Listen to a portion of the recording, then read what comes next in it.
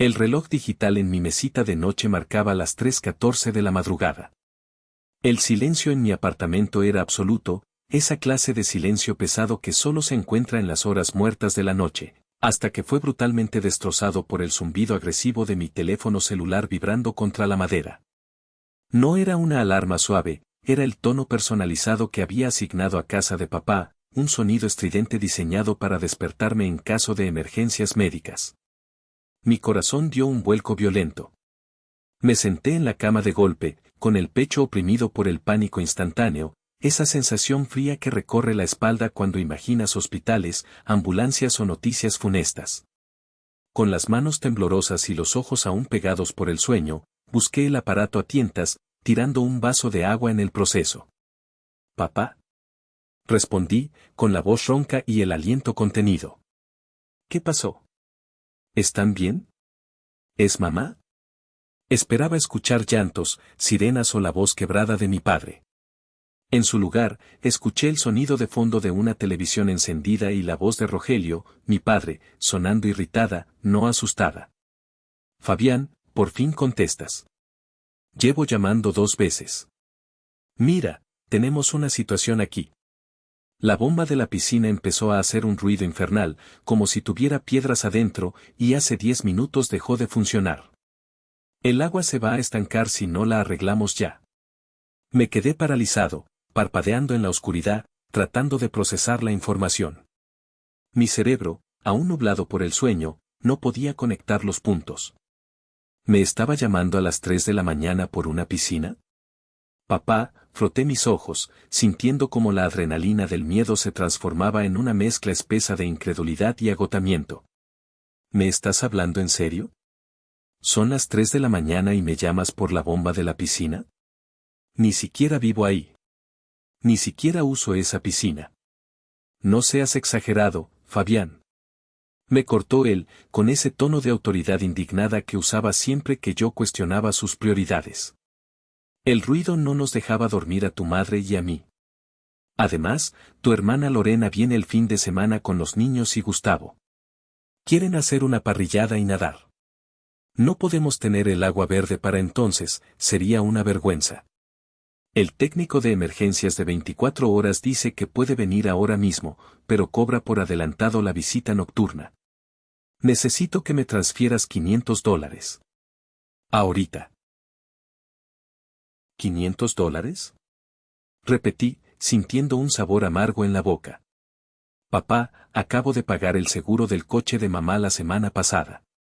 Y la factura de la electricidad. No soy un cajero automático. Hubo un silencio breve al otro lado de la línea, seguido por un suspiro dramático, de esos que están diseñados para hacerte sentir como el peor hijo del mundo. Ah, ya vas a empezar. Mira, hijo, si no quieres ayudar a tu familia, dilo. Tu madre está aquí muy nerviosa con todo esto. Solo te estoy pidiendo un préstamo. Te lo devuelvo en cuanto caiga la pensión el día 15. Lo sabes. Te lo devuelvo. Esa frase era la mentira más antigua y repetida en la historia de nuestra familia. Jamás me habían devuelto un centavo. Pero yo, Fabián, de 34 años, ingeniero de software senior, atrapado en el eterno ciclo de buscar la aprobación de unos padres que nunca la daban, cedí. Como siempre. Está bien, suspiré, derrotado. Dame un minuto. Encendí la lámpara, tomé mi tableta y abrí la aplicación del banco. La luz azul iluminó mi pequeño dormitorio, un espacio funcional y sin lujos.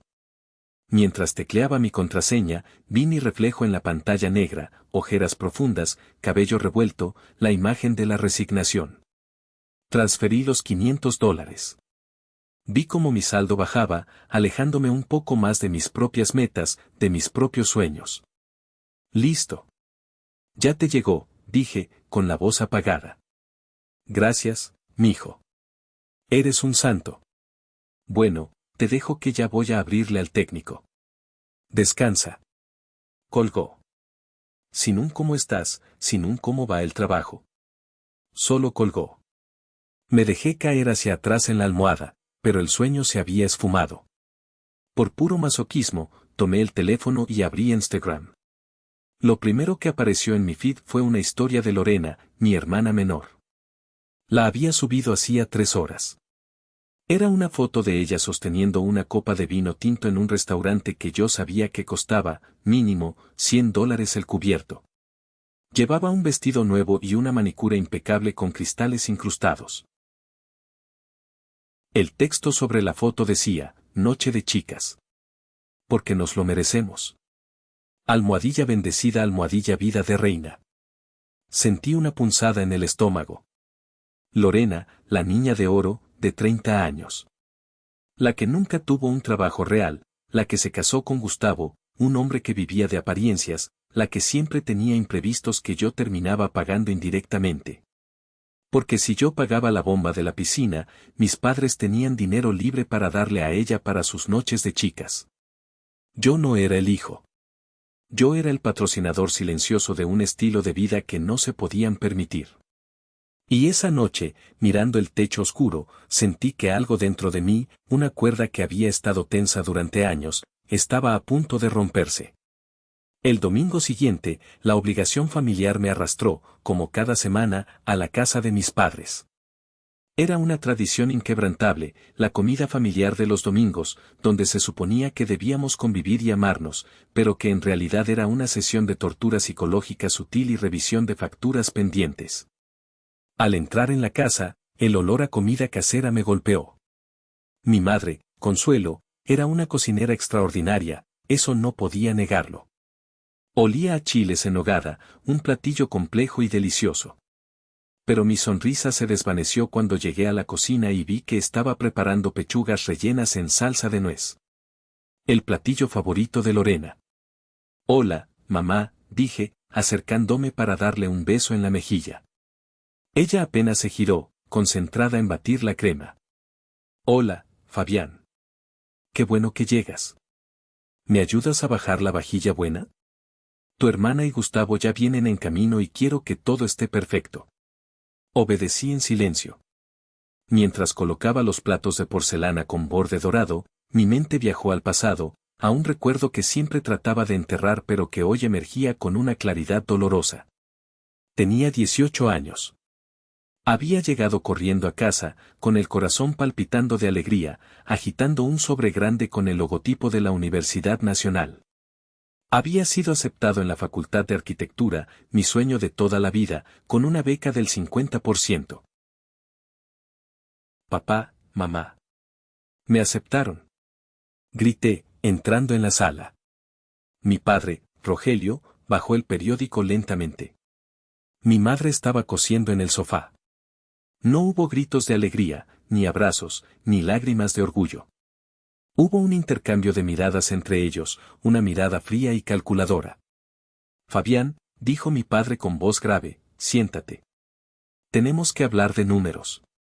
Me senté, sintiendo cómo la alegría se evaporaba. Esa universidad está en la capital. Implica pagar renta, comida, transporte. Incluso con la beca, es demasiado dinero. No podemos costearlo. Pero tengo mis ahorros del trabajo de verano, protesté, con la voz temblorosa. Y puedo trabajar allá, tus ahorros son parte del fondo familiar, interrumpió mi madre, sin dejar de coser. Además, el próximo año son los 15 años de Lorena. ¿Sabes lo importante que es eso para una jovencita? Es su presentación en sociedad. No podemos gastar todos los recursos en tu capricho de irte lejos cuando aquí tienes el tecnológico local. Es una buena escuela y puedes vivir en casa. ¿Un capricho?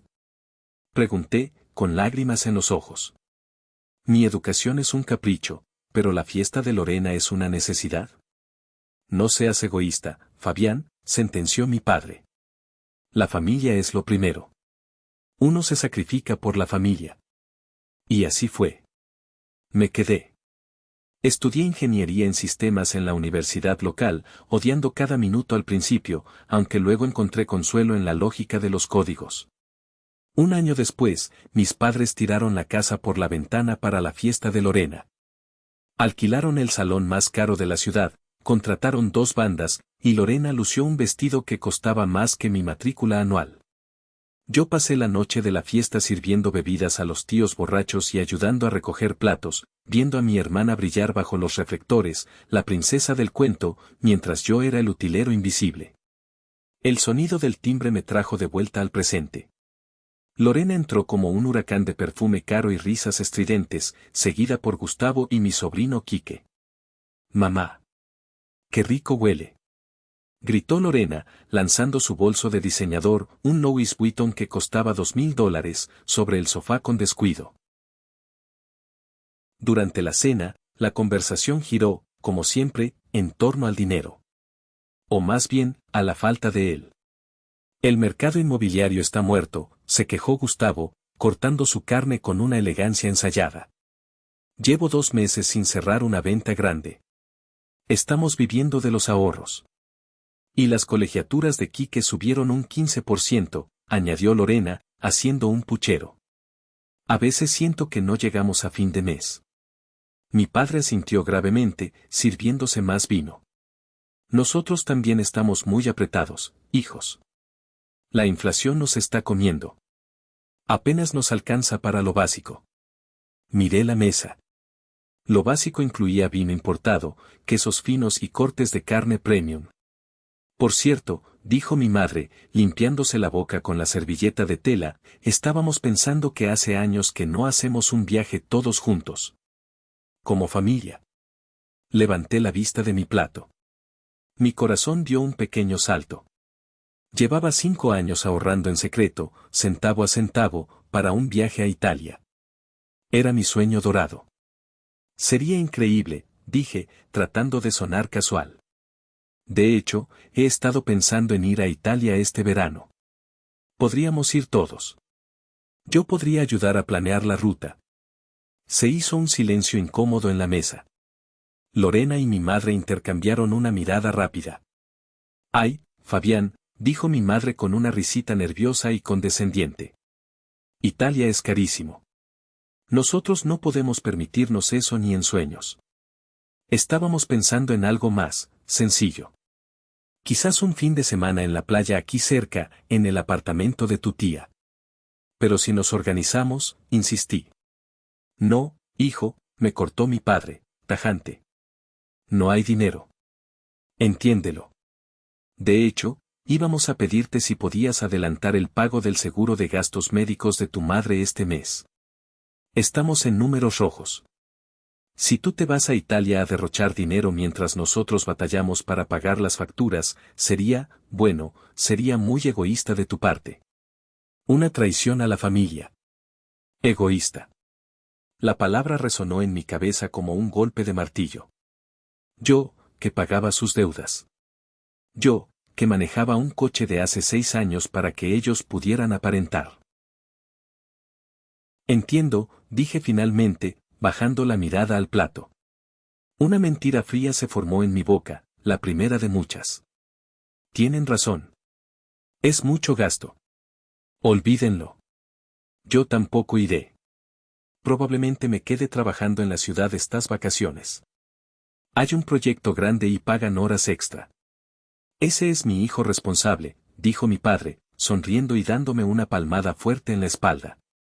Sabía que lo entenderías. Pero no entendían nada. Por debajo de la mesa, apreté los puños hasta que mis nudillos se pusieron blancos. Esa noche, decidí que iba a ir a Italia. Solo. Sin decirles nada. Iba a gastar mi dinero en mí mismo por primera vez en mi vida. No sabía que el destino me tenía preparada una sorpresa mucho más cruel que una simple negativa. Los días siguientes fueron una mezcla vertiginosa de culpa y adrenalina clandestina. Fui a la agencia de viajes en mi hora de almuerzo, evitando usar la computadora de mi casa por miedo a dejar algún rastro digital. Me senté frente a la agente, una mujer amable llamada Patricia, y por primera vez en mi vida dije, «Quiero lo mejor para mí». Pagué todo en efectivo y con una tarjeta de crédito que mis padres no conocían. Vuelos a Roma, trenes a Florencia y Venecia, entradas reservadas para el Coliseo y el Vaticano. Reservé hoteles de 3 estrellas, modestos pero céntricos y con buenas reseñas. No necesitaba lujos excesivos, solo quería ver el mundo, respirar aire que no estuviera cargado de obligaciones.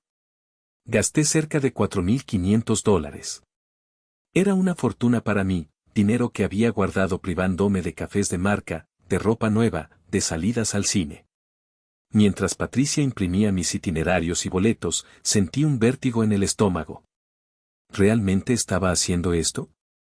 ¿Estaba traicionando a mi familia al gastar esto en mí? La voz de mi madre resonaba en mi cabeza, egoísta. Pero luego recordé el bolso de $2.000 de Lorena y firmé el recibo con mano firme. Les dije la mentira que había ensayado frente al espejo: la empresa me envía a un curso intensivo de ciberseguridad en una zona rural de las montañas. Es un retiro de codificación de alta seguridad. No voy a tener señal de celular ni internet por 2 semanas. Estaré totalmente incomunicado. Ay, mijo, qué aburrido suena eso, dijo mi madre cuando pasé a despedirme, sin siquiera levantar la vista de su revista de sociales. Pero bueno, trabaja duro. Oye, antes de que te vayas, ¿crees que podrías dejarnos unos $200 en efectivo? Es para imprevistos. Ya sabes, por si te necesitamos y no estás. Los miré. Mi padre estaba en el sillón viendo un partido de fútbol con el volumen alto.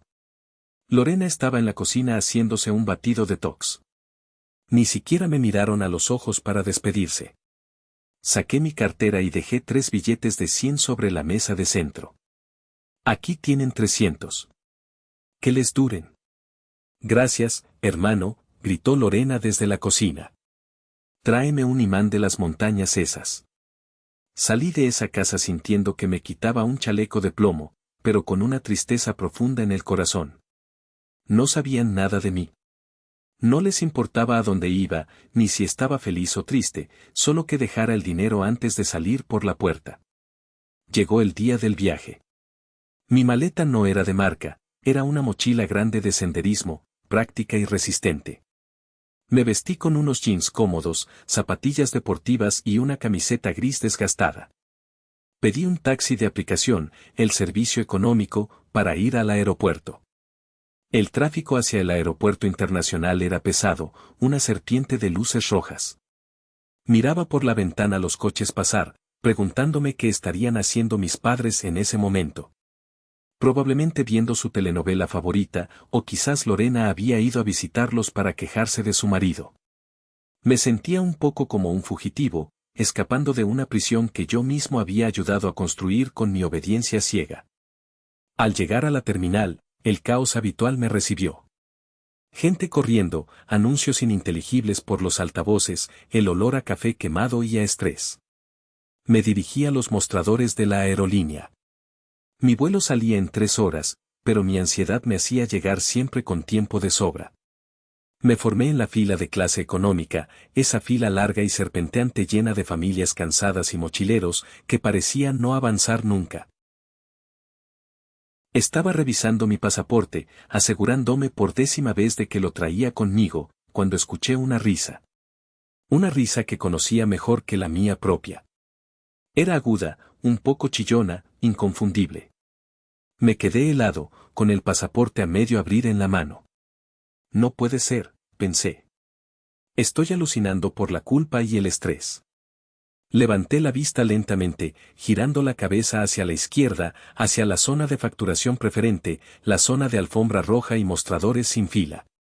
Y ahí, a unos 20 metros de distancia, el tiempo se detuvo. No era una alucinación. Eran ellos.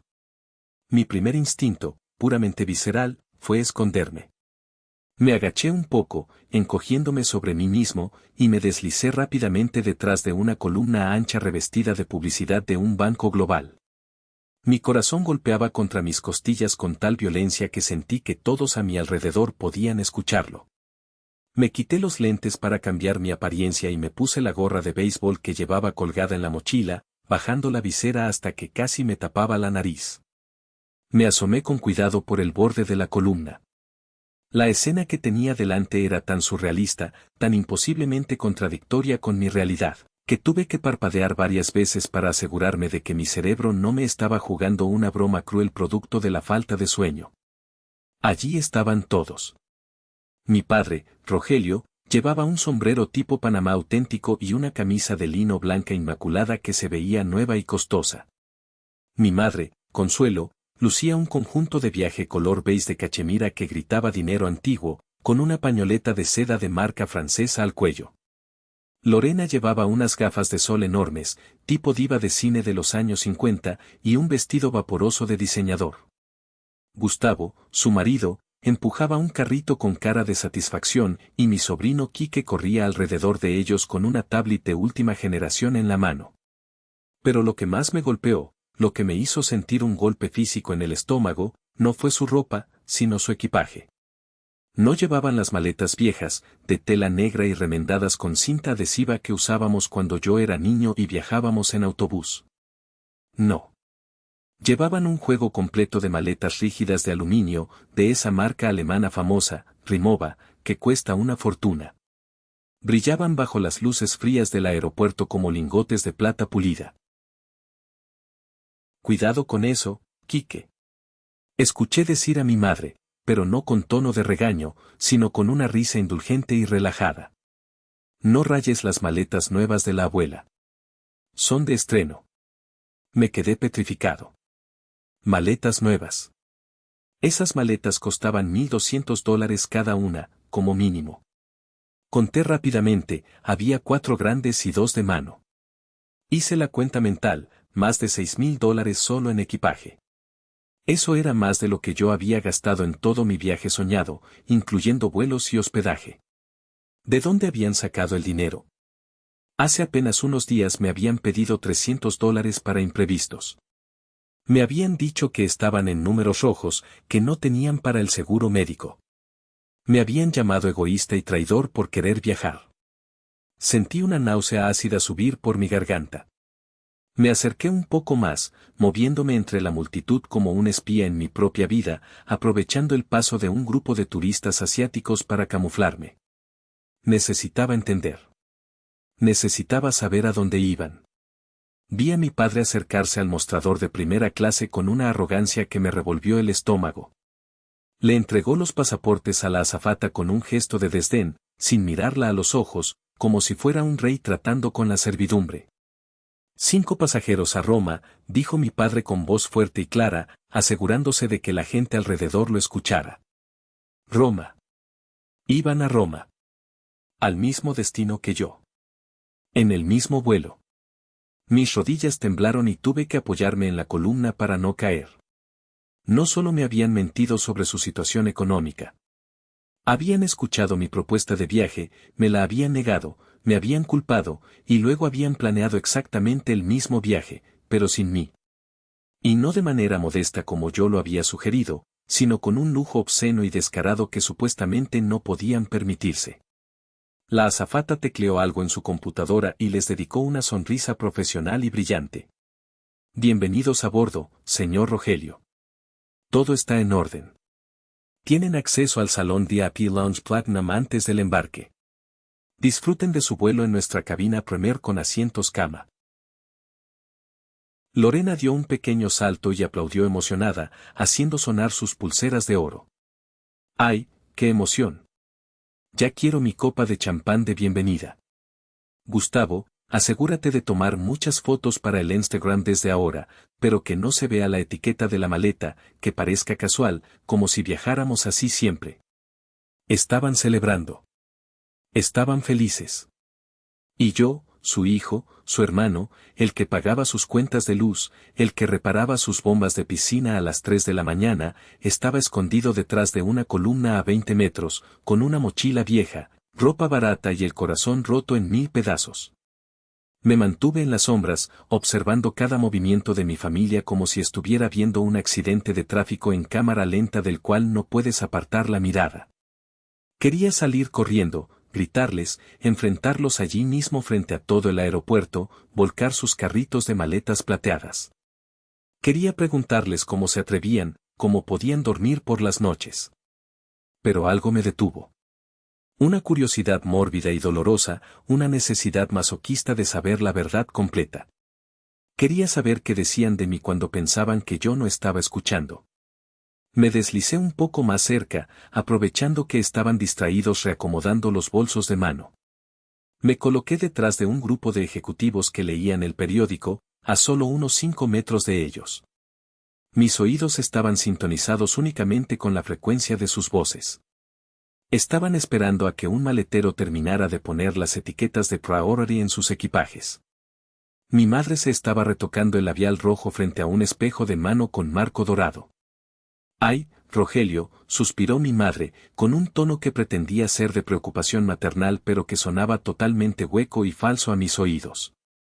Todavía me siento un poquito mal por no haberle dicho nada a Fabián. Imagínate si se entera de alguna forma. Se pondría muy triste. Mi padre soltó una carcajada corta y seca, mientras ajustaba su sombrero. No digas tonterías, mujer. No se va a enterar. Él está en su curso ese de computadoras en medio del monte, sin señal. Para cuando vuelva, ya habremos regresado, estaremos bronceados y le diremos que estuvimos en casa de tu hermana en el pueblo.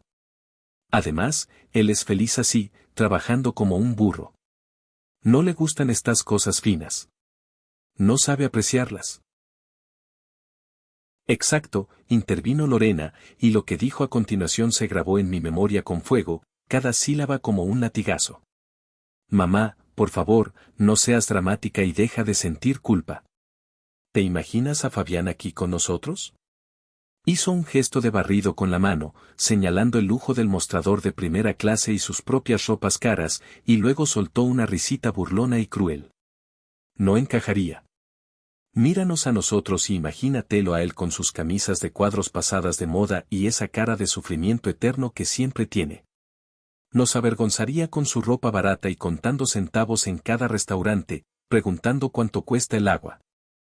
Él no tiene clase. No tiene nuestro estilo.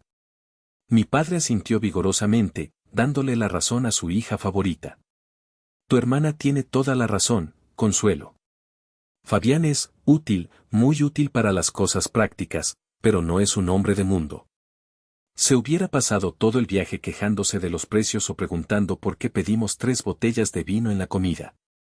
Nos hubiera arruinado el ambiente relajado.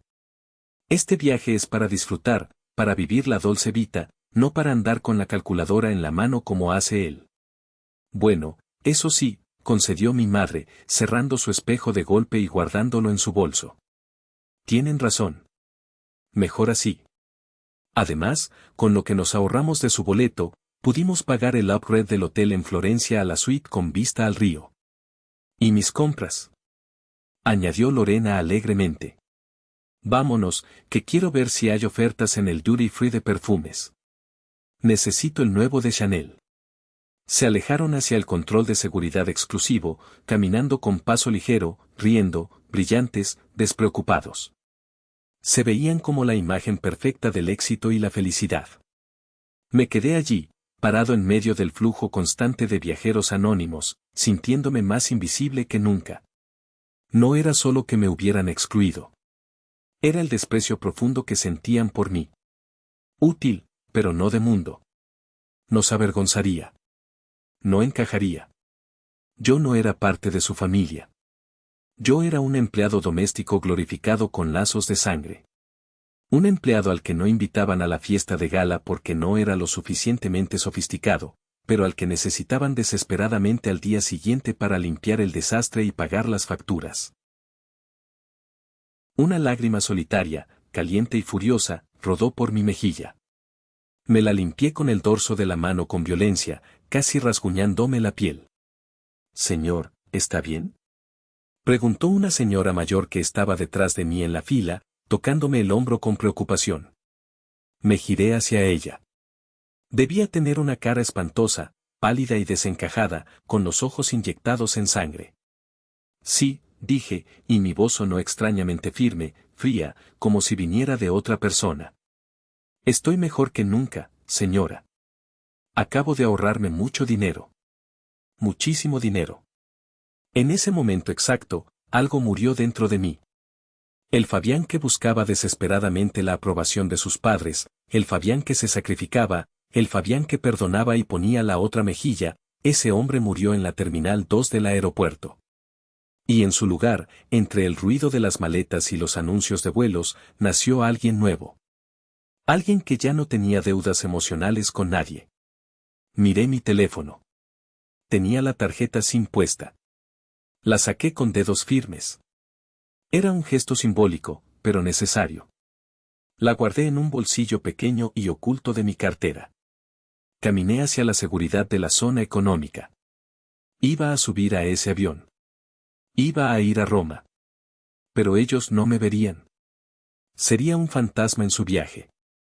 Y cuando regresara, descubrirían lo que pasa cuando el fantasma deja de pagar las cuentas y cierra el banco para siempre. El destino, con su ironía habitual, me asignó el asiento 42B. Un asiento en medio, al fondo del avión, justo al lado de los baños traseros. Estaba apretado entre un hombre corpulento que olía a tabaco rancio y que ya estaba roncando antes del despegue, y una adolescente que escuchaba música a todo volumen con auriculares que no aislaban el sonido. Mis rodillas chocaban contra el respaldo del asiento delantero. Mientras el avión rodaba por la pista y los motores rugían para el despegue, cerré los ojos. No podía dejar de visualizar lo que estaba pasando 30 filas más adelante, detrás de esa cortina azul gruesa que separaba a los plebeyos de la realeza. Imaginaba a Lorena reclinando su asiento hasta convertirlo en una cama, cubriéndose con una manta de lana suave, bebiendo champán francés en copas de cristal real. Imaginaba a mi padre pidiendo el menú del chef y bromeando con las azafatas. Sabía que no podía enfrentarlos ahora.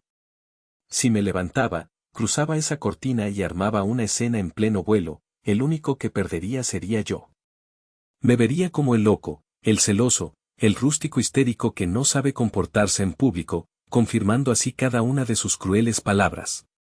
Miren a Fabián, haciendo el ridículo como siempre, dirían. No.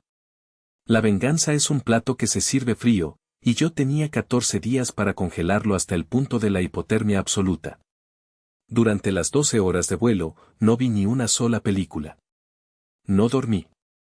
Saqué mi libreta de notas y un bolígrafo y empecé a hacer números. No números de ingeniería, sino números de mi vida. Una auditoría de mi propia explotación.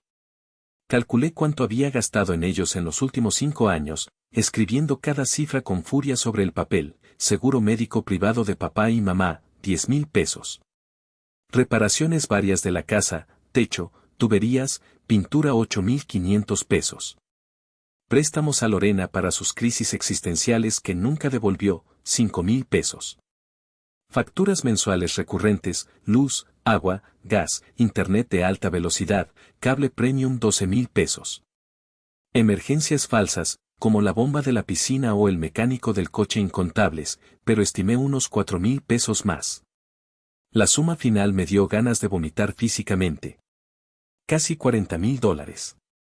Podría haber dado el enganche para mi propio departamento. Podría haber invertido en la bolsa. Podría haber viajado por el mundo 3 veces. Cuando el avión aterrizó en Roma Fiumicino, esperé pacientemente en mi asiento mientras todos se levantaban atropelladamente para sacar sus equipajes. Me quedé sentado hasta que la tripulación de limpieza me miró con extrañeza. Quería asegurarme de que mi querida familia ya hubiera desembarcado primero, tienen prioridad, por supuesto, recogido sus brillantes maletas de aluminio y estuvieran lejos, camino a su hotel de 5 estrellas en una limusina privada. Salí del aeropuerto respirando el aire italiano. Debería haber sentido alegría pura, la euforia de cumplir un sueño. Pero lo que sentía era una calma gélida, una determinación de acero. Tomé el tren Leonardo Express hacia la estación Termini, rodeado de turistas y locales, y de ahí caminé arrastrando mi mochila hasta mi pequeño hotel. Era una habitación sencilla, limpia, con una ventana pequeña que daba a un callejón donde olía a pan recién horneado y a ropa limpia. Dejé mi mochila sobre la cama estrecha. Me miré en el espejo del armario, viendo a un hombre cansado pero despierto por primera vez en años. Bienvenido a Roma, Fabián, me dije a mí mismo en voz alta, y mi voz sonó extraña en la habitación vacía. Estás solo. Completamente solo. Y eres libre. Amigos, la historia de Fabián apenas está comenzando y la venganza está a punto de desatarse de una manera que nadie espera. Si están sintiendo la misma rabia que Fabián y quieren ver cómo estos padres abusivos reciben su merecido, por favor denle un me gusta al video ahora mismo.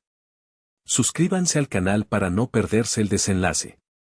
Y cuéntenme en los comentarios, ¿desde qué ciudad del mundo nos están escuchando hoy? Me encanta leerlos y saber hasta dónde llegan nuestras historias. Gracias por su apoyo. Roma era hermosa. Más hermosa de lo que había imaginado en todas esas noches insomnes que pasé viendo documentales en mi pequeña laptop para escapar de mi realidad. El Coliseo se alzaba imponente contra un cielo azul perfecto, una cicatriz de piedra que hablaba de historia y resistencia. Las ruinas del Foro Romano susurraban historias de imperios caídos por la corrupción y el exceso.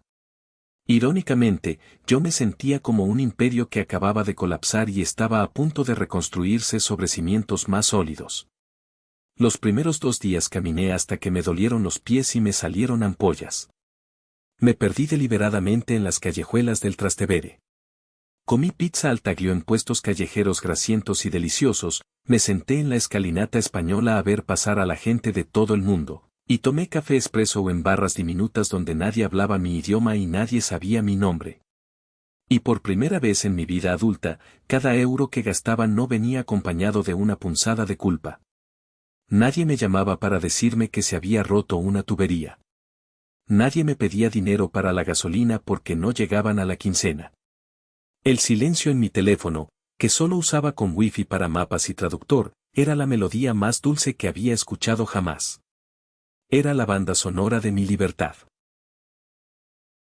Al tercer día, mientras comía un gelato de pistacho y avellana cerca de la Fontana di Trevi, decidí hacer algo peligroso.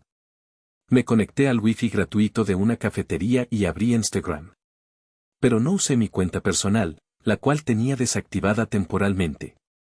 Usé una cuenta vieja y vacía, sin seguidores ni foto de perfil, que había creado hace años para probar una aplicación que estaba desarrollando. Busqué el perfil de Lorena. Estaba abierto al público, por supuesto. Ella vivía de la atención, de los likes, de la validación externa. Ahí estaba. El reportaje gráfico detallado de su gran estafa familiar.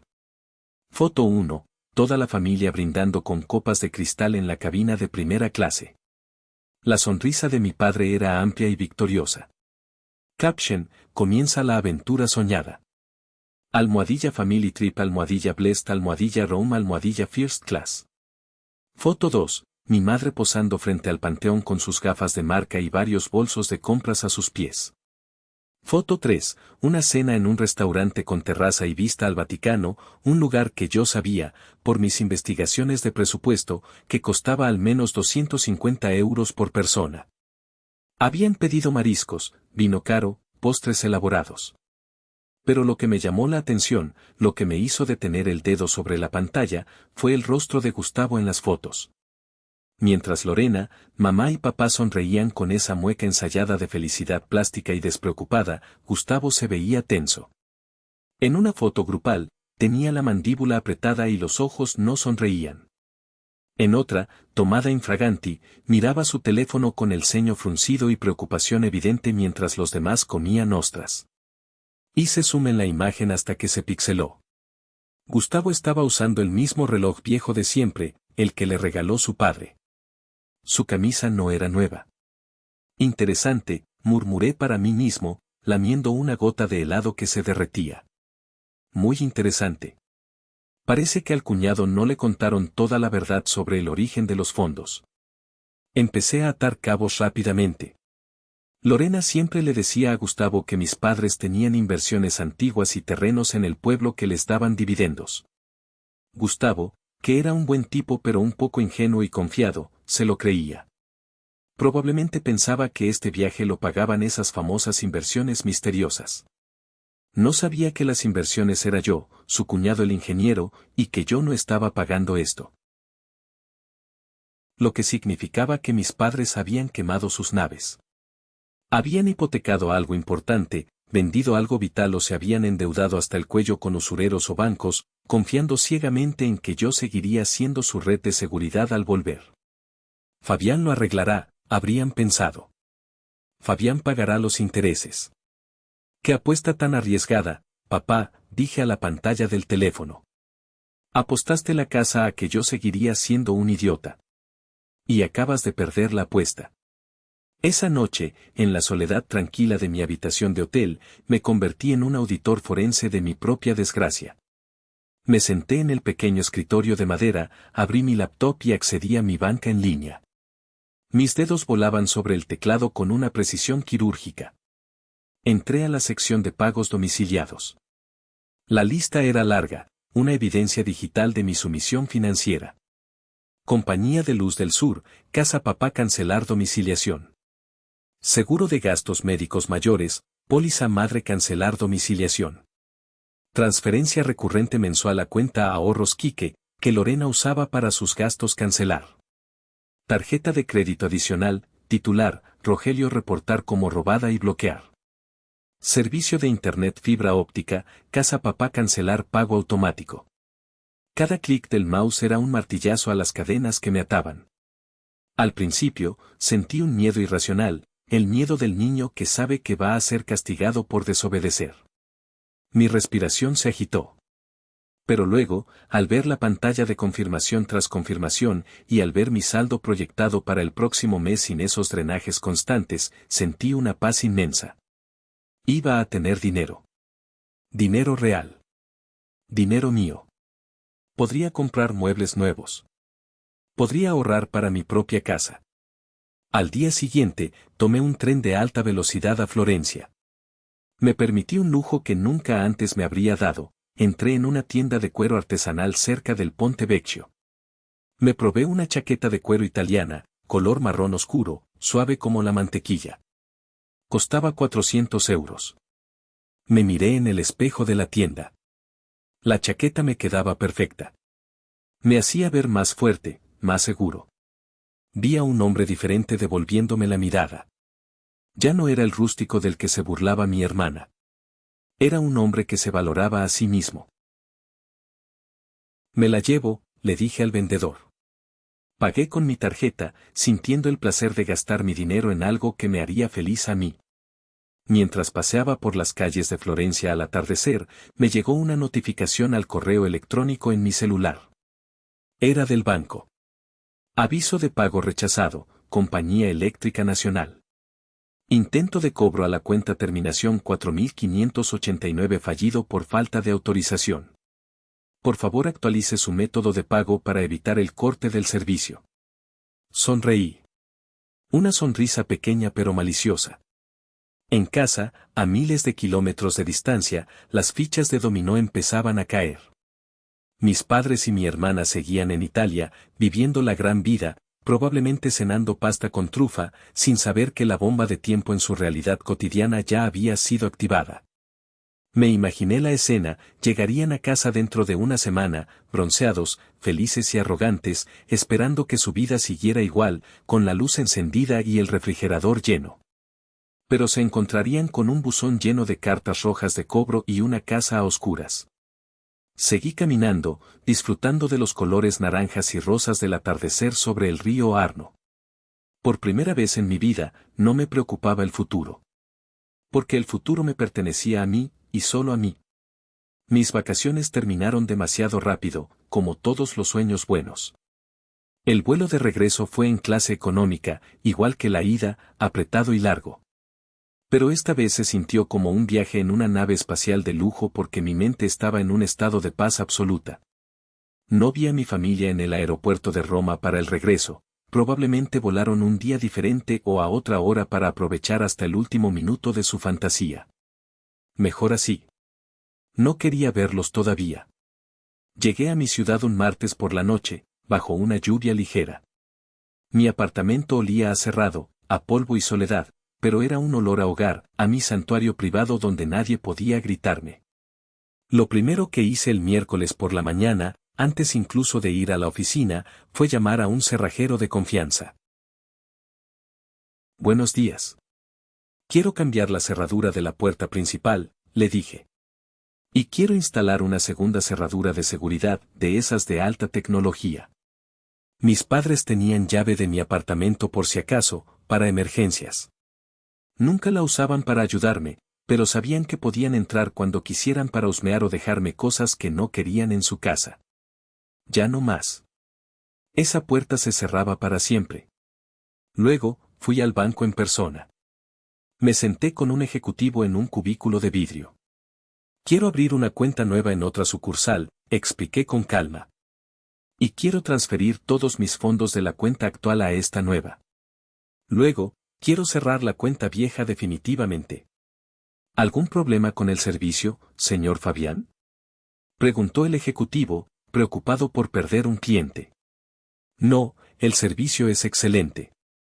Es un problema de seguridad personal. Hay personas, familiares, que tienen mi número de cuenta y la usan como si fuera una extensión de la suya. Necesito cortar el rastro financiero por completo. Quiero que, si intentan hacer un cargo, la cuenta simplemente no exista. Salí del banco sintiéndome blindado, como si llevara una armadura invisible. Esa misma tarde, fui a una tienda de telefonía y compré un nuevo chip con un número nuevo.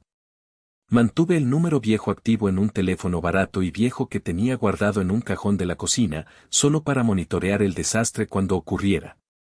Sería mi teléfono de la basura. Pasaron 3 días de silencio tenso. Sabía, por las redes sociales de Lorena, que ya habían aterrizado. De vuelta a la realidad, carita triste. Extrañaré el gelato y el vino y las compras. Pero qué viaje tan increíble. Gracias vida, posteó ella con una foto de sus maletas Rimowa en la sala de mis padres. Esperé. Sabía que la realidad a la que se refería no era la que se imaginaba. La realidad era que el ciclo de facturación de sus tarjetas de crédito estaba por cerrar, y la factura de la luz ya estaba vencida desde hacía 3 días. El viernes por la tarde, estaba en mi cocina preparando una cena sencilla cuando el teléfono barato, que había dejado sobre la mesa como una granada sin detonar, empezó a vibrar y a zumbar contra la madera. La pantalla iluminada mostraba un nombre, mamá. Lo dejé sonar. 1, 2, 3, 4 veces. Luego fue al buzón de voz. 5 minutos después, vibró de nuevo, papá. 2 minutos después, Lorena. Estaban haciendo la ronda. El pánico había comenzado.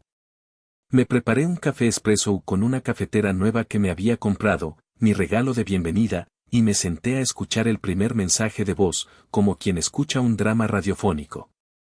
Era mi madre. Su voz sonaba dulce, empalagosa, pero con ese trasfondo de urgencia y manipulación que yo conocía tan bien, ese tono que usaba para pedir favores sin pedirlos directamente. Hola, mijo, ¿ya volviste de tu curso en el monte?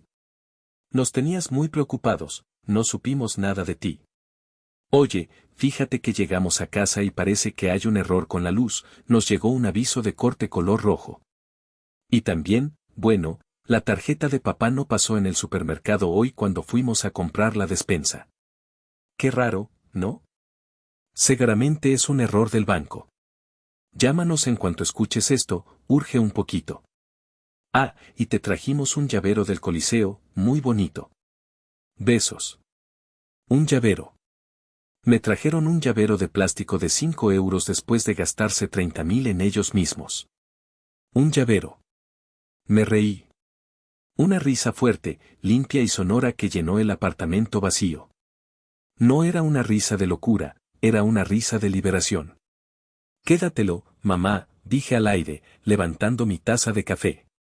Vas a necesitar venderlo pronto en el mercado de pulgas. Decidí no contestar ese día. Ni el siguiente. Quería que sudaran. Quería que sintieran la incertidumbre que yo había sentido toda mi vida, preguntándome si sería suficiente para ellos, si me querrían si no pagaba. Ahora, la moneda estaba en el aire. El domingo, el teléfono viejo tenía 53 llamadas perdidas y docenas de mensajes de WhatsApp que iban subiendo de tono. Lorena, Fabián, contesta. Es una emergencia. No tenemos luz. Papá, hijo, no seas ingrato. Necesitamos hablar. Tu madre está llorando. Mamá, ¿estás bien? Estamos muy preocupados por ti. ¿Te pasó algo? Lorena, sabemos que estás ahí. Te vieron entrar a tu edificio. Contesta. Preocupados por su billetera, no por mí. Si realmente estuvieran preocupados por mi seguridad, habrían venido a verme o llamado a la policía. Pero solo llamaban y llamaban. Finalmente, decidí que era hora de lanzar la primera bomba nuclear táctica. Escribí un mensaje de texto general, cuidadosamente redactado, y lo envié al grupo de WhatsApp de la familia llamado Familia Unida, del cual me saldría inmediatamente después de enviarlo. Hola a todos. Ya regresé de mi viaje.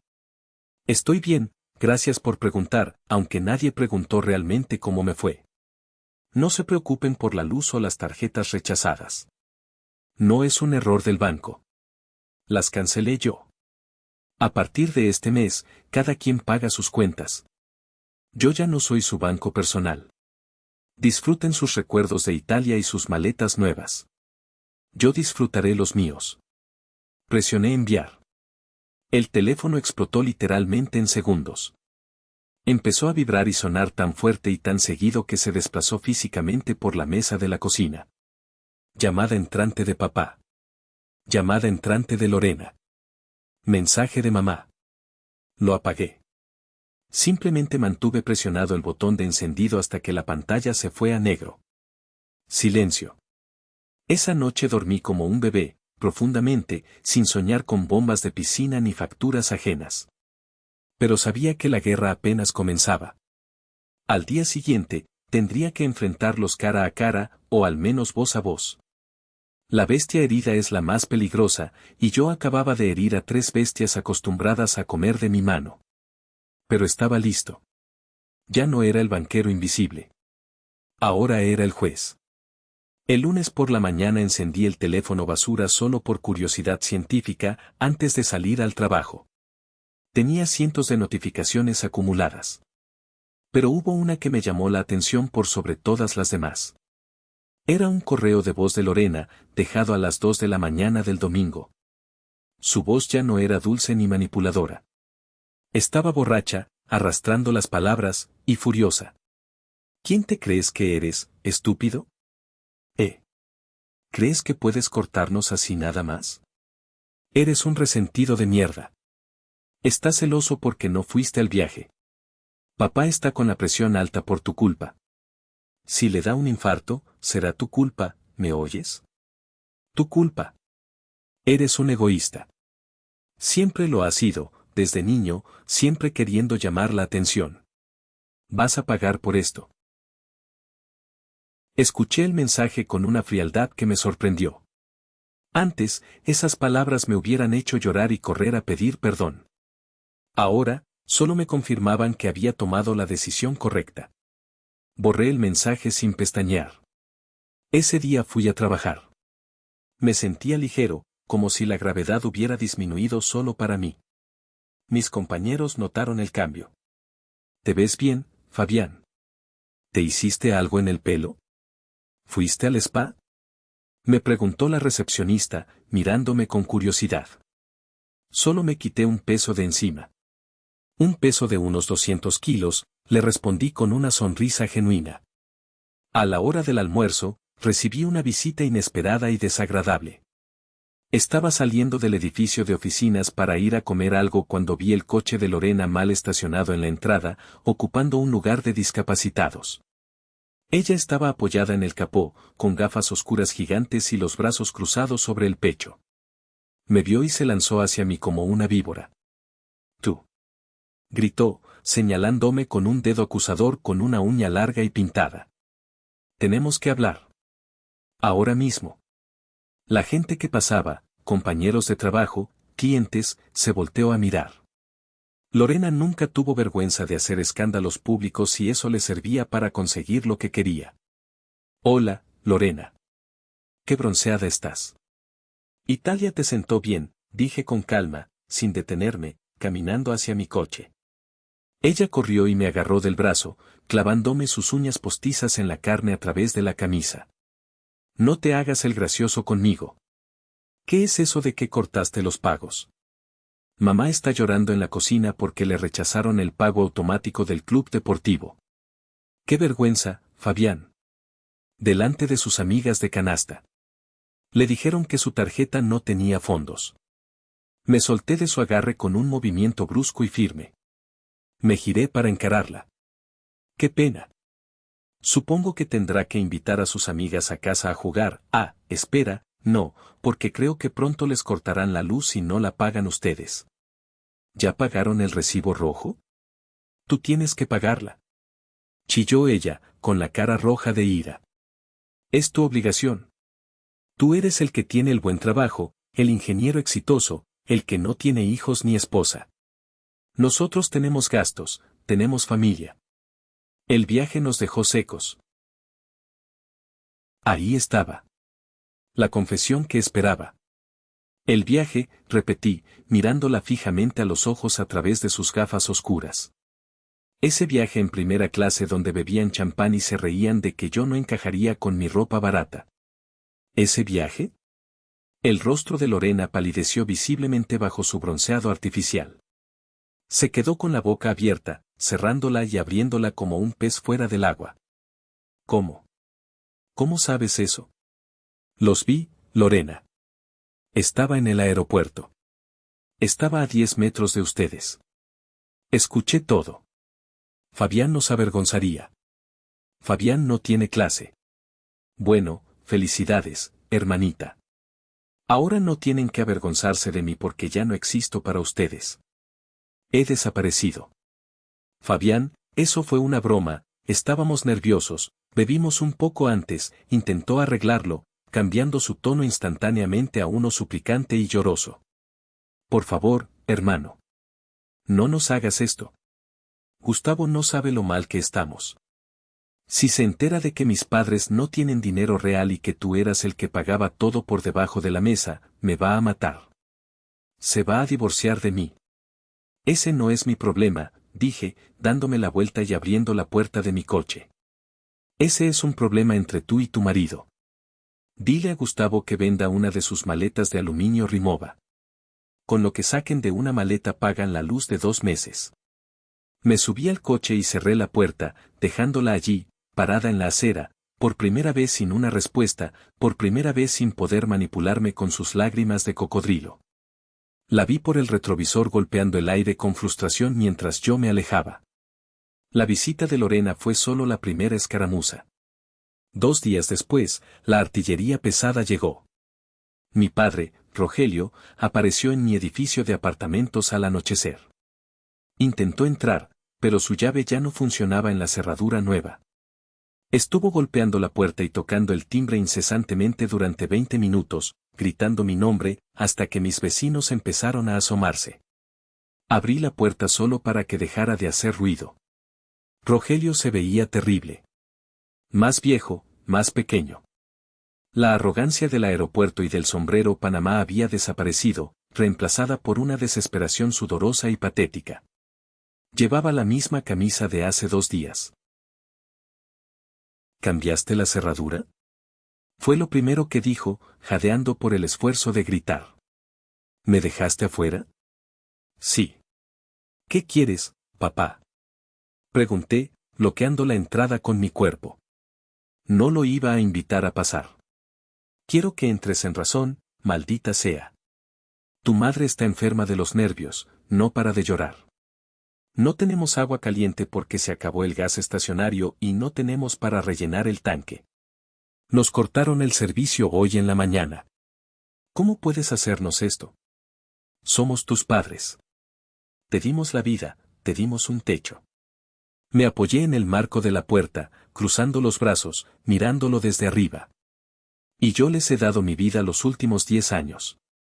Les he dado mi dinero, mi futuro, mi dignidad.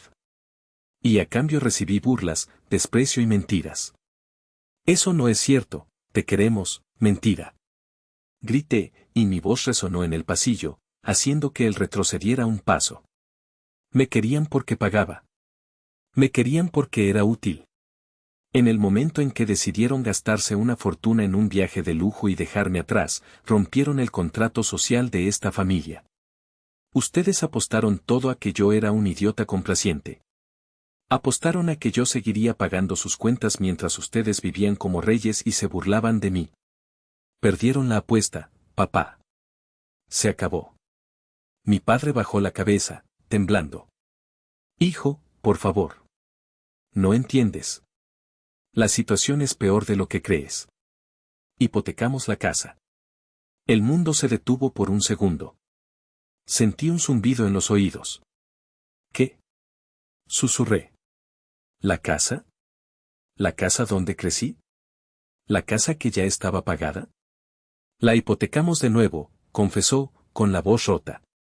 Para pagar el viaje a Italia y para cubrir otras deudas de juego que tenía yo. Pensamos que con tu aguinaldo de diciembre y tus bonos de fin de año podríamos cubrir las mensualidades hasta recuperarnos. Pensamos que tú nos ayudarías como siempre. Pero ahora el banco nos ha enviado un aviso. Dice que si no pagamos 3 mensualidades atrasadas más los intereses moratorios, inician el proceso de embargo. Lo miré con incredulidad y horror. Habían arriesgado su techo, su único patrimonio real, por 14 días de vanidad en Europa y por vicios de juego. ¿Deudas de juego? Pregunté, sintiendo una mezcla de asco y pena profunda. ¿Póker? ¿Caballos? Solo un poco, póker online y algunas partidas en el club. Se me fue de las manos. Fabián, si perdemos la casa, ¿a dónde iremos? Tienes que ayudarnos. Saca un préstamo personal. Tú tienes excelente crédito. El banco te prestará $50,000 sin pestañear. Me reí. Una risa amarga, dolorosa, que me raspó la garganta. No. ¿Cómo que no? Preguntó él, como si no entendiera el idioma. No voy a sacar un préstamo para tapar tus agujeros negros, papá. No voy a arruinar mi crédito y mi futuro por ustedes. Véndanlo todo. Las maletas Rimowa, las joyas de mamá, el coche ese que tanto presumes.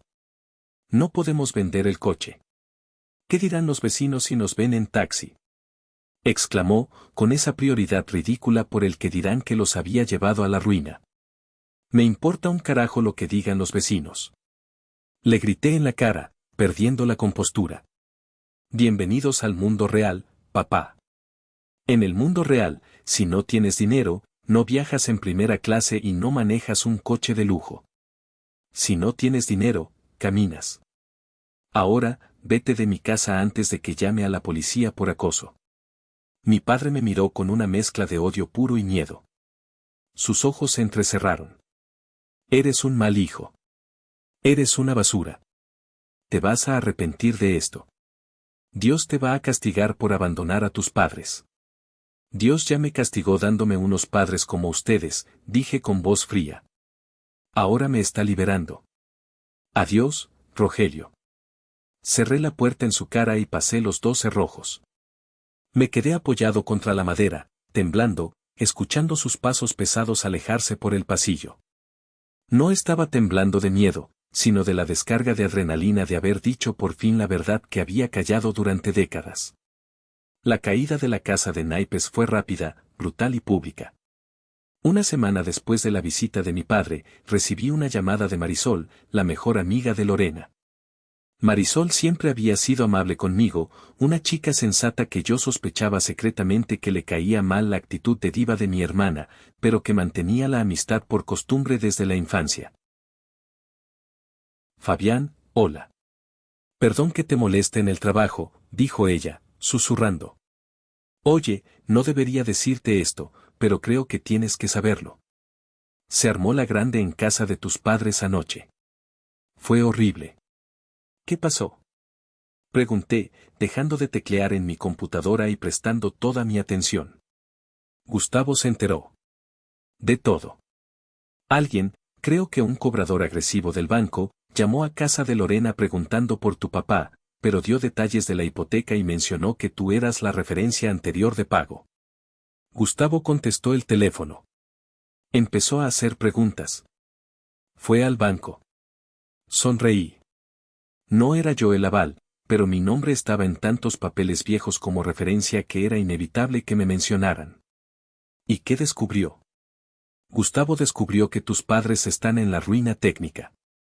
Descubrió que el viaje a Italia se pagó con la segunda hipoteca de la casa y con tarjetas de crédito al tope. Y lo peor, descubrió que tú eras el que mantenía el barco a flote todos estos años, no las inversiones de tu papá. Fabián. Gustavo se fue de la casa. Hizo las maletas anoche mismo.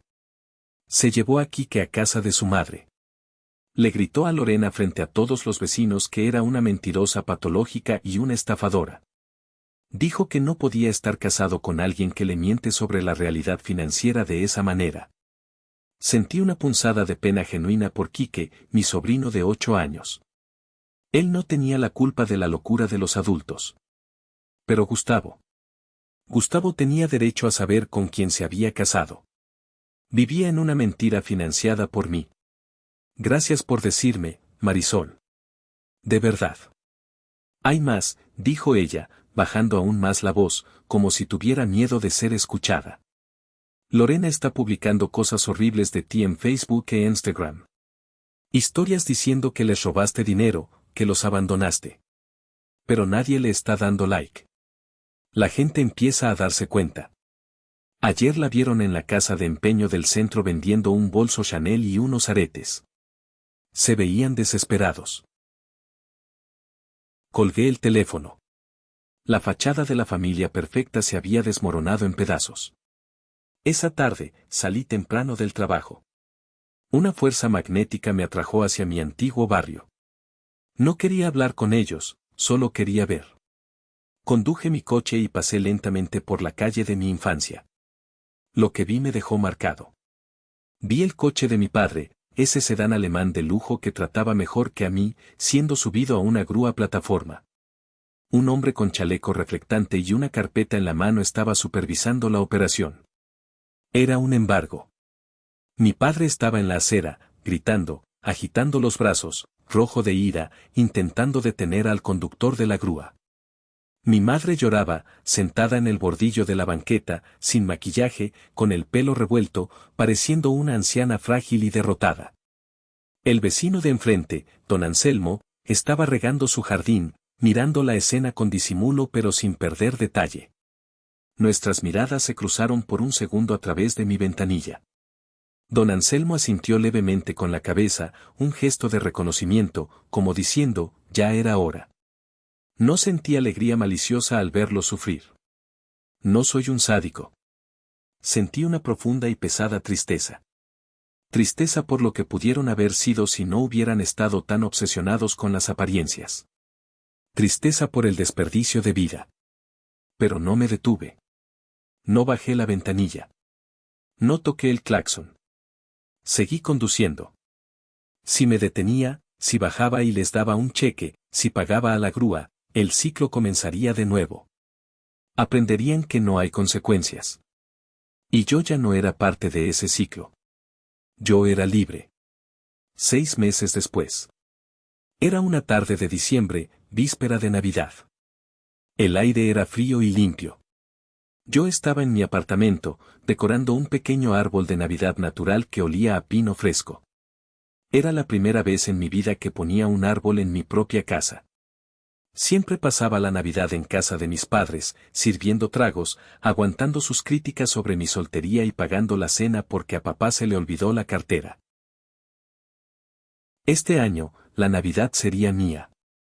Había invitado a un par de amigos cercanos y a una chica que había conocido en el trabajo, Sofía. Ella era amable, sencilla, le gustaba leer y, lo más importante, siempre insistía en pagar su parte de la cuenta. Sonó el timbre. Era un mensajero. Paquete para el señor Fabián, dijo, entregándome una caja de cartón maltratada. Firmé y cerré la puerta. Abrí la caja en la mesa de la cocina. Adentro había una caja de zapatos vieja y polvorienta. La abrí. Estaba llena de fotos mías de niño. Mis diplomas de la escuela primaria. Mi primer diente de leche guardado en una bolsita. Dibujos que hice en el jardín de niños. Cosas que mi madre había guardado en el fondo de algún armario. Y una nota encima de todo, escrita con la letra temblorosa y picuda de mi padre en una hoja de cuaderno arrancada. Ya no tenemos espacio para guardar tu basura en el departamento nuevo. Aquí tienes tus cosas. Ojalá te pudras con tu dinero y tu soledad. Miré las fotos. Yo de niño, sonriendo con un hueco en los dientes, sin saber que mi valor para ello se mediría en signos de dólar.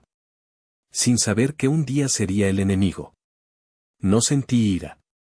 La nota estaba llena de veneno, sí, pero era el veneno de una serpiente sin colmillos. Sentí piedad. Incluso en su derrota total, viviendo en un apartamento minúsculo en una zona mala, seguían intentando herirme. No podían aceptar su responsabilidad. Para ellos, yo siempre sería el villano de su historia, el hijo ingrato que los arruinó, y no sus propias decisiones. Guardé la caja en el fondo de mi armario. Tal vez algún día la vería con nostalgia. Hoy no. Esa noche, mi apartamento estaba lleno de risas, música de jazz suave y olor a pavo asado y romero. Sofía trajo 2 botellas de vino bueno. Mis amigos trajeron postres. Nadie me pidió dinero. Nadie criticó mi ropa o mi decoración. Nadie me hizo sentir menos. A las 12 de la noche, brindamos. Por un año nuevo, dijo Sofía, mirándome a los ojos con una calidez que me derretía, chocando su copa con la mía. Por una vida nueva, respondí yo, y lo sentía en cada célula de mi cuerpo. Mi teléfono, el nuevo, vibró en mi bolsillo. Lo saqué discretamente. Era un número desconocido. Pero el código de área era el de mis padres. Dudé un segundo. El viejo Fabián habría contestado. Podría ser una emergencia real esta vez. Podría ser un arrepentimiento sincero de Navidad. Podría ser mi madre queriendo escuchar mi voz. Pero luego miré a mis amigos riendo en el sofá. Miré a Sofía. Miré mi casa, mi santuario, mi paz que tanto me había costado ganar con lágrimas y terapia. Si contestaba, abriría la puerta al pasado. Si contestaba, dejaría entrar a los fantasmas. Deslicé el dedo sobre la pantalla y rechacé la llamada. Luego, con un movimiento suave, bloqueé el número. Volví a guardar el teléfono en mi bolsillo y tomé la mano de Sofía. Supe después, por Marisol, que esa llamada había sido de mi padre. Quería pedirme dinero para la cena de Navidad porque solo tenían sopa de lata y pan. Quería apelar a mi culpa navideña una última vez. Marisol me dijo que cuando no contesté, mi padre tuvo un ataque de ira y rompió el teléfono contra la pared. Lorena lloró toda la noche encerrada en su cuarto compartido. Mi madre se quedó mirando la pared en silencio, quizás recordando cuando tenía un hijo que la adoraba. Es una imagen triste, lo sé. Una tragedia moderna. Pero no es mi tragedia. Yo ya no soy actor en esa obra. Hoy, mientras escribo esto, soy libre. Tengo mi dignidad. Tengo mi paz mental. Y sí, tengo mi dinero. Y si alguna vez decido ir a Roma otra vez, iré en primera clase. No para presumir, no para que me vean, sino porque trabajo duro y me lo merezco. Y porque sé que yo, Fabián, si encajo en cualquier lugar donde yo decida estar, sin necesidad de pagar la entrada de nadie más. Amigos, esta fue la historia completa de Fabián. Una decisión increíblemente difícil, dolorosa, pero necesaria para su supervivencia emocional. Ahora les pregunto a ustedes, y quiero que sean muy honestos en los comentarios, ¿hizo Fabián lo correcto al dejarlos hundirse para salvarse a mí mismo? ¿O creen que fue demasiado cruel con sus padres ancianos? Si esta historia les movió algo por dentro, por favor regálenme un me gusta, suscríbanse al canal y activen la campanita. Ayúdenme a compartir este video para que nadie más se deje manipular por la falsa culpa familiar. Gracias por escuchar y nos vemos en la próxima historia.